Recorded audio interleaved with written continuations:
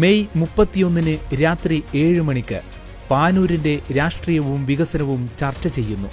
UDF നേതാവ് V Nasar, LDF നേതാവ് KK Sudheer Kumar, NDA നേതാവ് M രത്നാകരൻ എന്നീ നേതാക്കൾ നേർരേഖയിൽ എത്തുന്നു. പാനൂർ താലൂക്ക് ആശുപത്രിക്ക് വേണ്ടി സമാഹരിച്ച 1 കോടി രൂപ 10 വർഷമായി ബാങ്കിൽ നിക്ഷേപമായി കിടക്കുന്നു. യാഥാർത്ഥ്യമാകുമോ ആ സാധാരണക്കാരന്റെ ആശുപത്രി?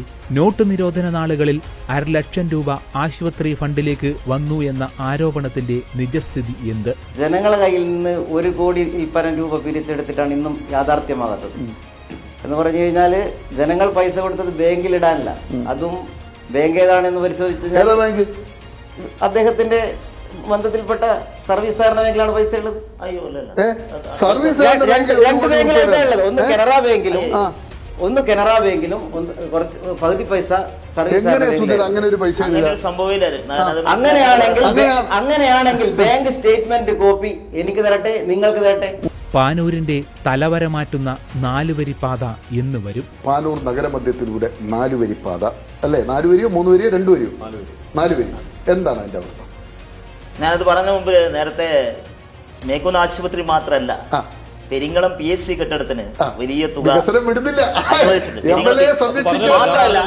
മാത്രമല്ല നമുക്ക് ഒരിക്കലും മറച്ചു വെക്കാൻ പറ്റാത്ത വിധത്തിൽ വലിയ തീരദേശ റോഡുകൾ.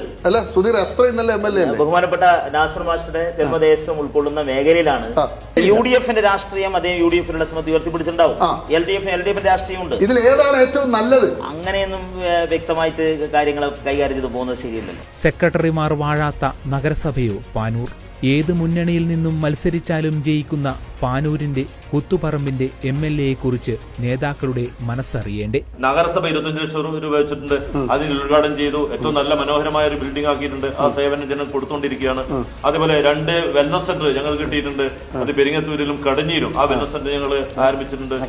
അതേപോലെ അർബൻ BHCയുടെ കീഴിലുള്ള, അതേപോലെ 3ാമത്തത് പെരിങ്ങളത്ത് അണിയാരത്ത് വരാൻ പോവുകയാണ്. അവസാനം ചെയ്യേണ്ട പണിയാണ് ആദ്യം എടുക്കുന്നത്.